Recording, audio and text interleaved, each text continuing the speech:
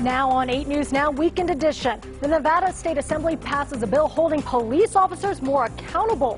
What changes are included? Plus, a group of parents want schools to reopen for in-person instruction with proper safety guidelines, of course. Their concerns about online education and a slight relief from the heat going into your work week.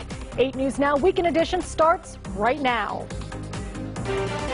Now, live, this is 8 News Now Weekend Edition. Good morning and thank you for joining us. I'm Kristen Drummond. Sally Jaramillo tells us when those temperatures will start to go down in your most accurate Weather Now forecast. Sally? Good morning. Another hot day across the region. As we compare yesterday's temperatures to today, you're going to notice that we're going to be slightly cooler for today. Yesterday, we reached a high of 112 for today. 110 is what it's expected to be our high. That UV index does remain very high, especially around that 1 o'clock hour. The count 10.5. It's important that you protect yourself. Wear that sunscreen. Wear those sunglasses. Please be safe out there. Temperature-wise, we're going to be warm once again. We're going to show you those temperatures increasing to the triple-digit mark around that 10 a.m. start. By noon, a high of 105, and around that 3 o'clock hour, we expect some south winds staying 11 miles per hour with a few gusts up to 18 miles per hour. Coming up in my full forecast, we're going to be talking more about these dry conditions, the slight relief you can see, and where the monsoon of moisture is. Back to you. Definitely need to wear that sunscreen. The Nevada Assembly passes a bill seeking to hold police officers more accountable. It includes several changes, including limiting the use of chokeholds. Orko Manna has the details. In a bipartisan vote Saturday night, the Nevada Assembly passed AB 3, the police reform bill. It limits the use of chokeholds and requires more intervention and reporting when it comes to use of force incidents. While some believe it's a good step in the right direction, others say it's either too restrictive or it's not good enough.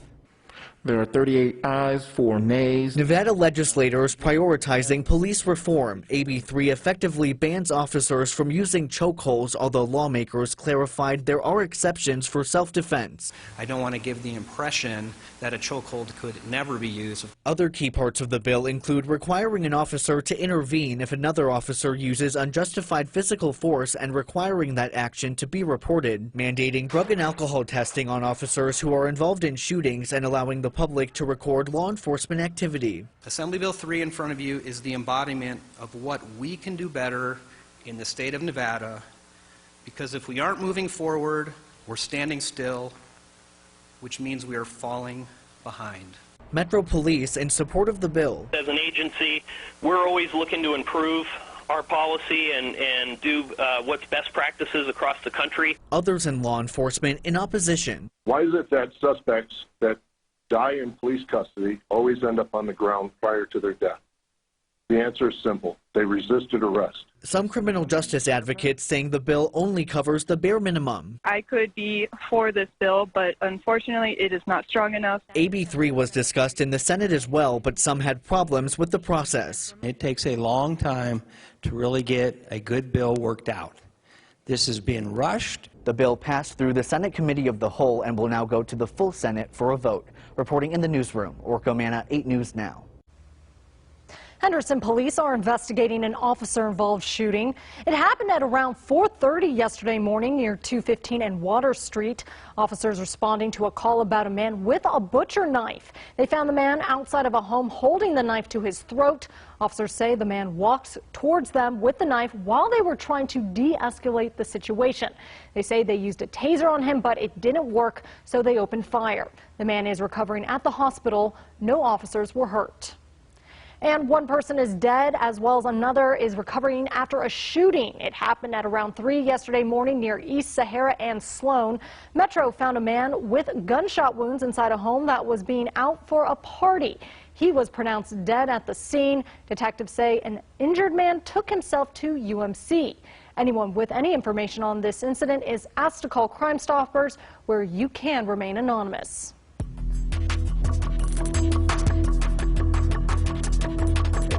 We turn now to the latest on coronavirus cases since the pandemic started. There are nearly 1,000 new cases from Friday, bringing total cases to 49,000. 2 people passed away, bringing the total deaths to 832 now. Most of the reported new cases are from here in Clark County. 80% of those who've caught the virus here locally have recovered. UNLV's COVID-19 testing site is moving to the Thomas and Mack Center. It will open next week, and testing will be every Tuesday through Saturday from 8 to 4. A group of parents are advocating for kids to go back to the classroom with strict safety guidelines. Parents rallied outside the Somerset Academy Sky Point campus yesterday to share their message. The Clark County School District plans for all students to start the school year with only at-home learning starting August 24th. Rally organizers say they're worried kids won't get a proper education or learn social and emotional skills. The CDC and the American Pediatric Association, they have put out lists of reasons why it is so beneficial for our kids to be in school, and I think that we should listen to them. Parents and teachers at the rally say with proper health and safety guidelines, they believe schools should open back up. School officials say their reopening plan decisions are all about protecting students. UNLV adds a temporary per-credit surcharge on student accounts that begins this fall. The charge is $6 per credit hour for undergrad courses and $8 per credit hour for grad courses. The charge is because of the economic impact of COVID-19 on the Nevada system of higher education. Governor Steve Sisolak signed an emergency declaration extending previously issued directives that were set to expire Friday. The extension means businesses must still run at 50% occupancy. No more than 50 people can attend a gathering. Bars, pubs, and taverns in certain counties, including Clark, must remain closed. Alternative ways to hold public meetings must also be in place. Nevada moves away from phases now and implements a long-term mitigation strategy starting tomorrow.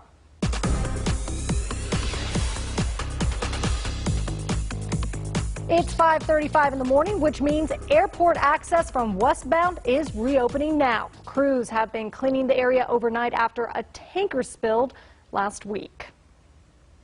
Up next, a bill that could help landlords and tenants resolve disputes without getting the courts involved. Plus, nonprofits helping homeowners with eviction concerns.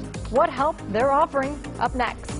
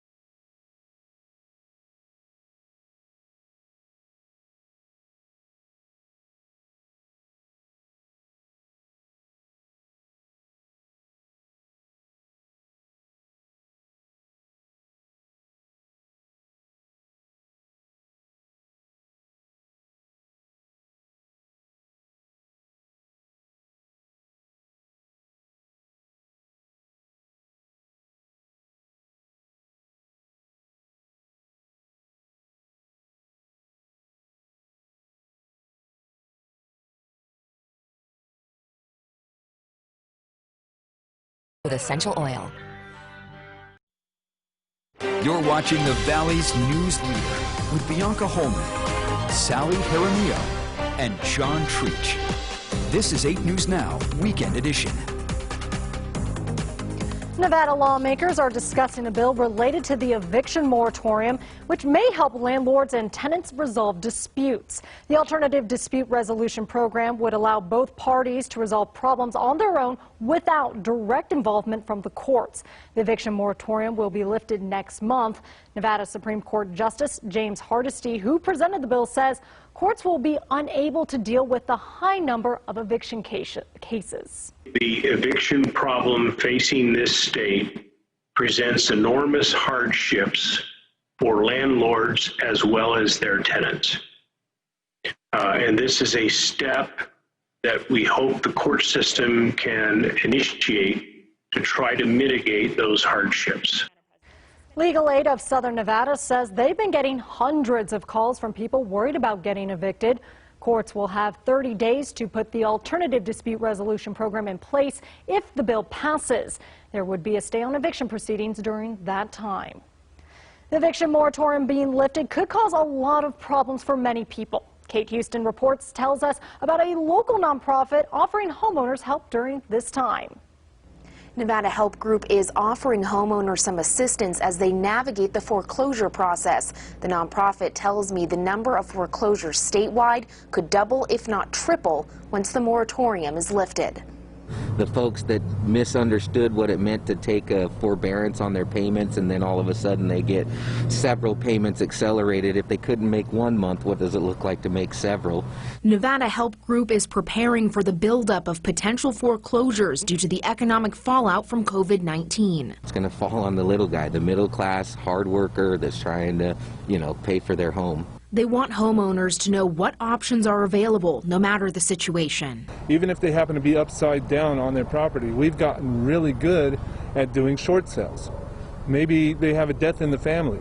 The team will start by reviewing the homeowner situation. The client can get help filling out paperwork, receive advice from real estate attorneys, and get resources on how to buy more time. The team tries to exhaust every retention option to help the individual keep their home. If it becomes that it's not a possibility, we want to make sure that we can match them up with potential buyers to get the most out of their property. Nevada Help Group wants to give families more authority, saying banks will not look out for their best interest. We believe that the lenders have professionals on their side. It's only fair that families have professionals on theirs. Kate Houston, 8 News Now.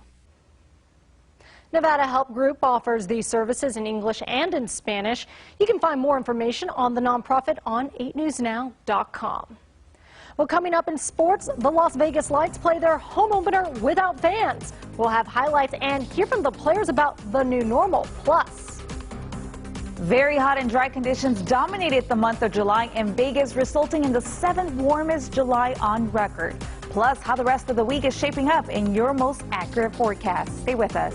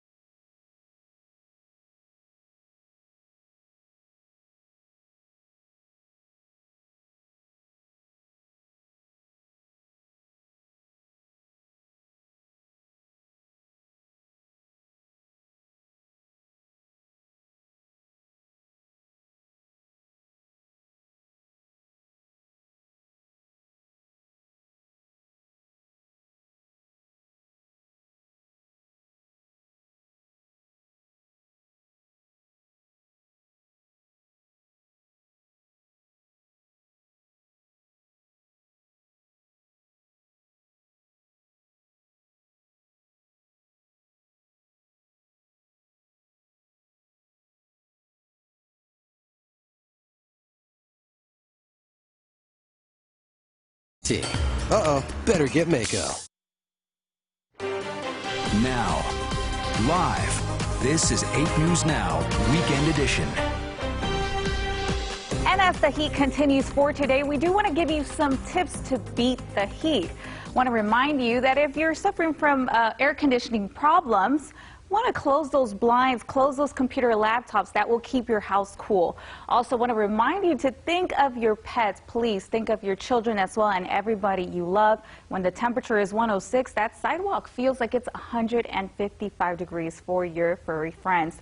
Today's highs will show you 110 is what we can expect. Normal conditions of 104. The good news is although we are staying above normal, 6 degrees there is no record number like 115 back in 1979. Those lows will be of 86 degrees for today, so you could see a little bit cooler than what we had yesterday. Satellite radar, we're still tracking that hot heat pushing through because of that ridge of high pressure over the southwest states. That will keep us extremely dry the next couple of days. And if you're asking, where is the monsoonal moisture? Well, that's all going to be staying towards the east of us. Mojave County does have another chance to see some thunderstorm activity on Wednesday. Nothing for the Las Vegas Valley, unfortunately. Your wind speeds, we do have a few breezes for today, similar to what we had yesterday, excuse me. We have a few gusts up to 18 miles per hour, nothing criteria level. And we're also tracking a trough that's going to be pushing towards the western states, and that will give us the ability to get some slight relief. So for today around 10 a.m., triple digits, around 2 o'clock, 108, and then 6 o'clock, that high of 109. But the next few days, we can see those temperatures decreasing. You could see 109 on Monday, 108 on Tuesday before we get back to our normal conditions of 103 and 104 to end the week. For the mountains for today, those highs will be of 85 degrees, south wind staying 5 to 15 miles per hour. Red Rock, please take plenty of water. That high will be of 102. Lake Mead showing you those highs of 107, sunshine and heat for today. South wind staying 5 to 15 miles per hour. And those lows for tonight will be of 84 degrees, a clear night with very calm winds. Here is your Sally J's 7-day forecast where we do show you lots of sunshine, hot temperatures pushing through until midweek. And then after, we do have some slight relief with a high of 103, those lows in the mid 70s. Back to you.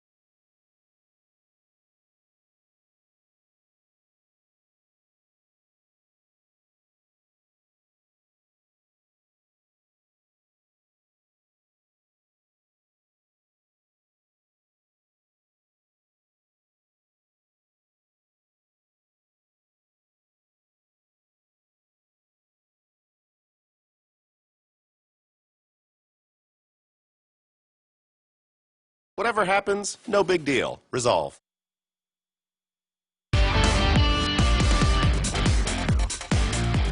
Cashman Field hosted soccer in silence. Under normal conditions, the Las Vegas Lights game is the epicenter of music, mayhem, and so many adult beverages. But last night, the pandemic soundtrack was a cacophony of corner kicks and "that's a foul" cries. We heard every one of them. Home opener, first pro game in Las Vegas since the pandemic. Today's attendance, 12 cardboard cutouts. Meanwhile, no fans behind the net, but there is one weirdo, Cash. His creepiness in mid-season form. Way to go, Cash. Reno scored the only goal of the first half. In the second half, Lights activate some chances. Brian De La Fuente, perfect cross, but it goes side net, no good. Minutes later, another great feed, but it is foot blocked by the keeper. It was that kind of night. Lights with one more great opportunity, and this ball clears the net, the stadium, and rolls into the lobby of the El Cortez. Reno wins 1-0. I asked Coach, have you ever been in an environment like this before? No, this feels like when I used to play in the reserves in England. It was like you played at the stadium, but no fans come to watch it. So, yeah, unusual. But I think we created I think it was a very good game. It's kind of sad, like looking around and not seeing the fans in the stands.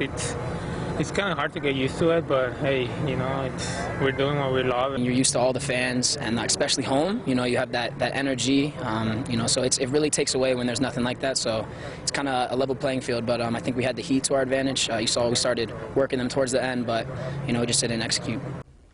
Thursday's exhibition game for the Golden Knights was physical and focused. Unlike other meaningless games in other sports, there was no giggle fest or tickle time. There was hitting and honing and preparing for a playoff grind. Vegas is a top 4 seed but has a 3-game round robin with their 3 elite counterparts to determine seeding for the Stanley Cup tournament. There are no free passes or fun days from here on out. The Golden Knights say they applied that urgency in their 4-1 exhibition win over Arizona because they want that top seed.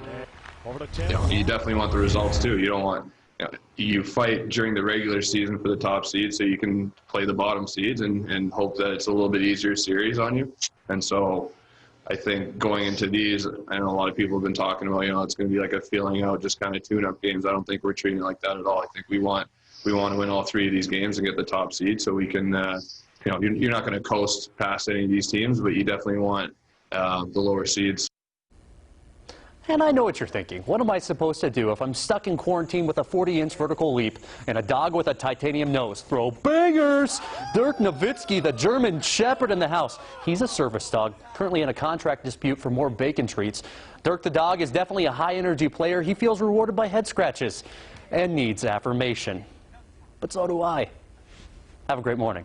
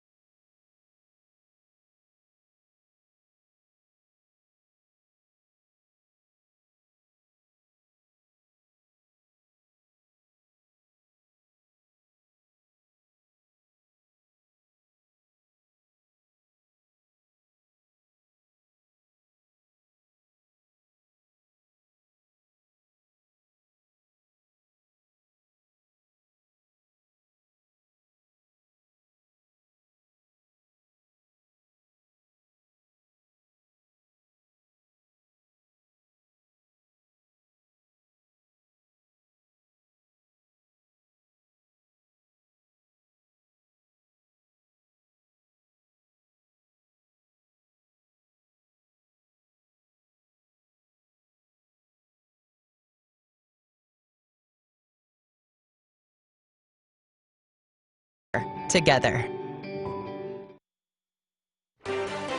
Now, live, this is 8 News Now, Weekend Edition. The Animal Foundation is ready to clear the shelter. It's waiving adoption fees all this month for dogs and cats 6 months and older. So that includes spay, neuter, microchip, as well as vaccines. Adoptions will be by appointment only. Clear the Shelter is a nationwide effort to put shelter animals in forever homes. Lee Canyon opens its mini skate ramp at the ski resort. It's free to use. All you have to do is bring your own equipment. The chairlifts, disc golf course, archery range, hiking trails, and restaurants are also open.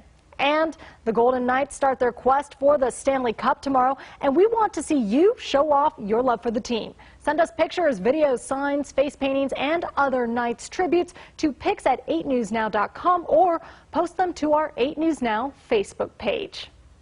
We'll be back after the break on 8 News Now. Stay with us.